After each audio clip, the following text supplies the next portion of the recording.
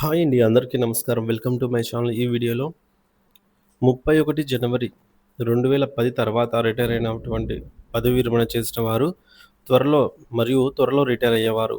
ఈ విషయాన్ని గనక గమనించకపోతే తీవ్ర నష్టమేనండి. పూర్తి వివరాలు వీడియోలో తెలుసుకుందాము. వీడియో అయితే ఎక్కడ గాని స్కిప్ చేయకుండా ఎండ్ వరకు చూసేయండి. అప్పుడే ఇన్ఫర్మేషన్ పూర్తిగా అర్థమవుతుంది. అలాగే వీడియో చూస్తున్న ప్రతి ఒక్కరు వీడియోకి లైక్ చేయండి ఫ్రెండ్స్. ఈ వీడియోని తోటి ఉద్యోగ పెన్షన్ మిత్రులతో అయితే షేర్ చేయండి. కొత్తగా మన ఛానల్‌ని చూస్తున్నవారు ఇంకా ఎవరైనా సబ్స్క్రైబ్ చేసుకోకుంటే వెంటనే మన ఛానల్‌ని సబ్స్క్రైబ్ చేసుకోండి. దీని ద్వారా నేను చేసే లేటెస్ట్ వీడియోస్ అన్నీ మీ వరకు రీచ్ అవుతాయి. ఇక ఆలస్యం చేయకుండా వివరాల్లోకైతే వెళ్ళిపోదాము.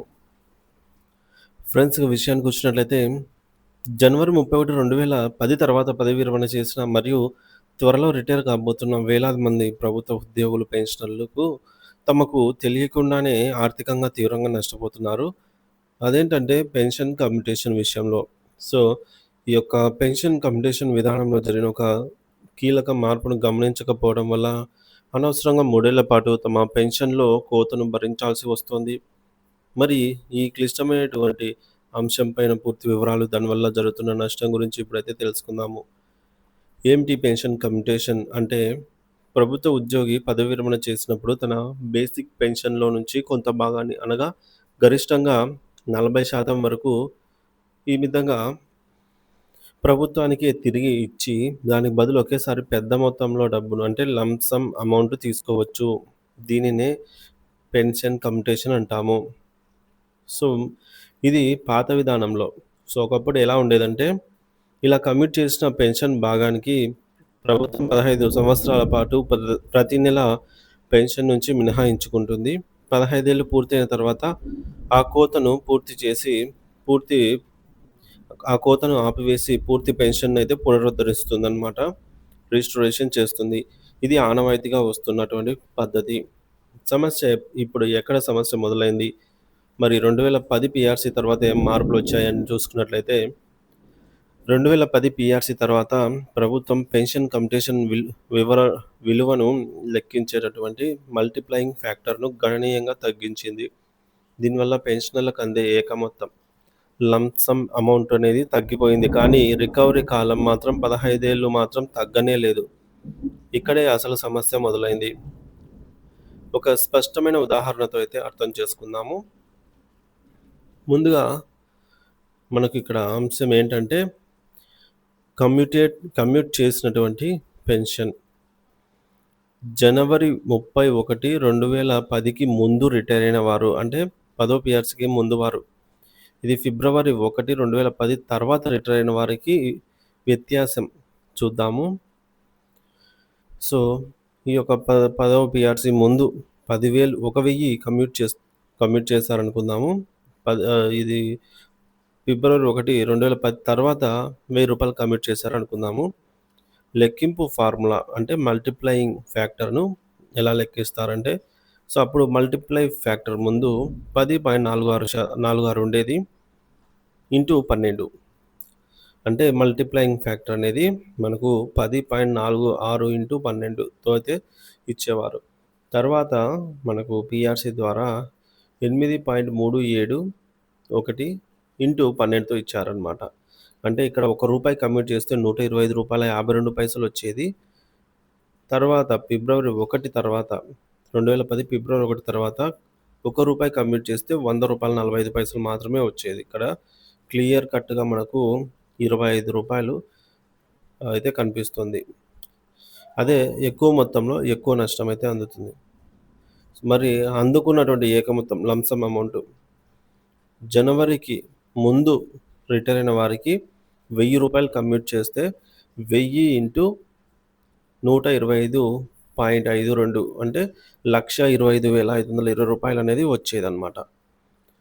సో, ఈ విధంగా ఇన్ని టైమ్స్ వస్తది. రూపాయికి రూ. 125 వస్తే 10,000కు రూ.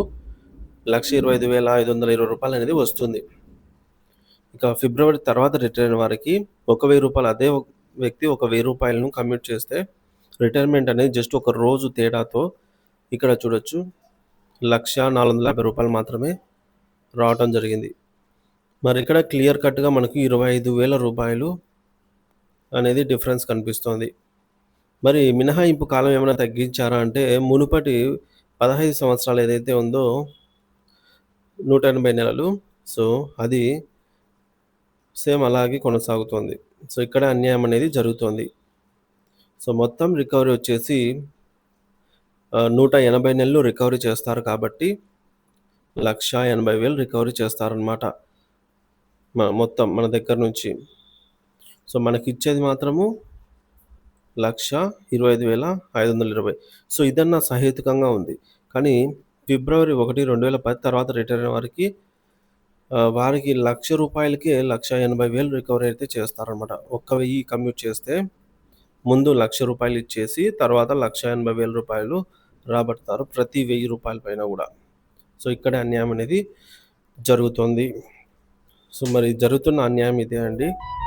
పైన టేబుల్‌ను గమనిస్తే 2010 తర్వాత రిటైర్ అయిన ఉద్యోగికి సుమారు రూ. 25,000 ఏకమొత్తంలో అందుకున్నప్పటికీ అతని నుంచి 15 ఏళ్ల పాటు పాత ఉద్యోగి లాగానే సో, 25,000 తక్కువ వచ్చినా కూడా అంటే 2010 తర్వాత రిటైర్ అయిన వారికి 25,000 తక్కువ ఇచ్చారు. అంటే రూ. 1,00,000 ఇచ్చారు. కానీ ఈ యొక్క కాలం ఏదైతే ఉంటుందో రికవరీ కాలము అది అలాగే ఉంచారు.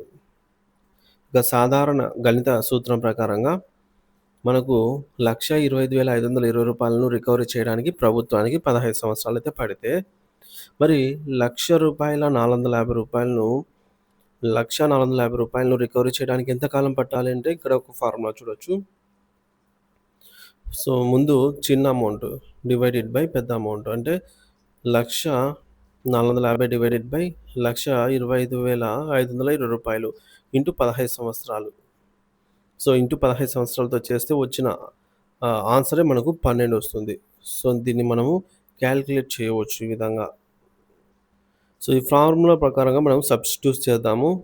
రూ. 1,450 డివైడెడ్ బై రూ. 1,25,520 ఇంటూ 15 ఈజ్ ఈక్వల్స్ సో, ఇక్కడ మనకు చూడొచ్చు 12. 12 అనేది ఆన్సర్ అన్నమాట. సో, 12 సంవత్సరాలు 12.0040 సో, అంటే 00 తర్వాత మనకది నెగోషియబుల్ అయిపోతుందనమాట. సో, 12 సంవత్సరాలు అనేది సహేతుకం. పోనీ దీని అర్థము 2010 తర్వాత రిటైర్ అయిన వారి పెన్షన్‌ను 12 సంవత్సరాలకి పునరుద్ధరించాలి. కానీ ప్రభుత్వం ఇప్పటికే 15 ఏళ్ల పాటు కోత విధిస్తోంది. దీనివల్ల ప్రతి పెన్షనర్ అనవసరంగా 15 సంవత్సరాల పాటు అంటే 36 నెలలు తన పెన్షన్‌లో కోతను భరించి ఆర్థికంగా నష్టపోతున్నారు. ప్రభుత్వం చెబుతున్న కారణం వర్సెస్ వాస్తవం. ప్రభుత్వ వర్గాలు బ్యాంకు వడ్డీ రేట్లు తగ్గడం, జీవన ప్రమాణాలు పెరగడం వంటి కారణాలతో మల్టిప్లయింగ్ ఫ్యాక్టర్‌ను తగ్గించామని చెప్తున్నాయి. కారణం ఏదైనప్పటికీ కూడా కమ్యూటేషన్ అంటే అందజేసిన మొత్తం లంసమ్ అమౌంట్ తగ్గినప్పుడు రికవరీ కాలం కూడా అదే నిష్పత్తిలో తగ్గాలి. ఇది సాధారణ న్యాయ సూత్రం. పైగా ఒక్కరోజు తేడాతో ఇంత డిఫరెన్స్ అనేది పెన్షనర్స్ ఎవరు కూడా ఒప్పుకోదగ్గ విషయం అయితే కాదు. త్వరలో రిటైర్ అయ్యే వారికి ఒక హెచ్చరిక. సో, ఫ్రెండ్స్ ఇక్కడ మరీ ఒకటి ఇంపార్టెంట్ విషయం ఏంటంటే మీరు సీవీపీ తీసుకునేటప్పుడు కమ్యూట్ చేసేటప్పుడు మీరు ఈ యొక్క అమౌంట్ మనకు ఎంత వస్తుంది? సో, మనకు అమౌంట్ అనేది ఎంత వస్తుంది? మనం ప్రతి నెల ఎంత కట్టాలి? సో, దీన్ని మీరు 180 నెలలు ఇది ఇంటూ 180 చేయండి. సో, మీరు రూ. 1,000 కమ్యూట్ చేశారంటే 180తో చేస్తే 1,80,000 వస్తుంది. మరి మీకు ఇచ్చిన అమౌంట్ ఎంత? రూ. 1,00,000.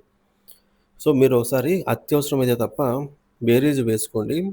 మనము కడుతున్న అమౌంట్ ఇదంతా సహేతుకంగా ఉందా లేదా అనేది ఒకసారి ఎంత ఇంట్రెస్ట్ పడుతుంది. సో, కాబట్టి అత్యవసరమైతేనే కమ్యూట్ చేసుకోవడం మంచిది. లేకపోతే కమ్యూటేషన్ బదులు పూర్తి పెన్షన్ తీసుకోవడం అనేది చాలా ఉత్తమమైన పద్ధతి. 62 ఏళ్లకు రిటైర్ అయ్యేవారు కమ్యూటేషన్ తీసుకుంటే వారు చెల్లించే వడ్డీ భారం ఇంకా ఎక్కువగా ఉంటుంది. పదవీ విరమణ వయసు పెరిగే కొద్దీ కమ్యూటేషన్ మల్టిప్లయింగ్ ఫ్యాక్టర్ అనేది తగ్గుతుంది. ఫలితంగా తక్కువ మొత్తం చేతికి తీసుకొని ఎక్కువ మొత్తాన్ని తిరిగి చెల్లించాల్సి వస్తుంది. కాబట్టి కమ్యూటేషన్ తీసుకునే ముందు ఈ వడ్డీ భారాన్ని జాగ్రత్తగా అంచనా వేసుకోవడం మంచిది. మరి పరిష్కారం ఏమిటి? పెన్షనర్ల సంఘాల పాత్ర ఏమిటంటే ఈ తీవ్రమైన అన్యాయంపై పెన్షనర్ల సంఘాలు తక్షణమే దృష్టి సారించాల్సిన అవసరం ఎంతైనా ఉంది. సుప్రీంకోర్టు మార్గం కన్నా సంప్రదింపులే మేలు. ఈ విషయంపై నేరుగా సుప్రీంకోర్టులో కేసు వేస్తే తీర్పు రావడానికి ఏళ్ల సమయం పట్టవచ్చు. ఆ తీర్పు వెలువడే సమయానికల్లా చాలామంది వయోవృద్ధులు పెన్షనర్స్ జీవించి ఉండకపోవచ్చు కూడా. కాబట్టి ప్రభుత్వంతో చర్చలే స దీనికి మంచి నిర్ణయం అవుతుందనమాట. సో, దీనికి బదులుగా కోర్టుకు బదులుగా పెన్షనర్ సంఘాల నాయకులు ఈ విషయాన్ని ఆధారాలతో సహా ప్రభుత్వం ముందు ఉన్నతాధికారులు, ఆర్థిక శాఖ మరియు ముఖ్యమంత్రి దృష్టికి తీసుకెళ్ళి పరిష్కరించుకోవడం మంచిది. మధ్య మార్గము కనీసం రికవరీ కాలాన్ని 15 ఏళ్ల నుంచి 12 లేదా 13 సంవత్సరాలు తగ్గించేలాగా నిర్ణయం తీసుకున్నా సరే ఒక ఆహ్, మ మధ్య మార్గంగా అంటే మిడిల్ ఆహ్, ఒపీనియన్‌గా అయితే ఒప్పందం కుదుర్చుకోవడం ఉత్తమమైన పని.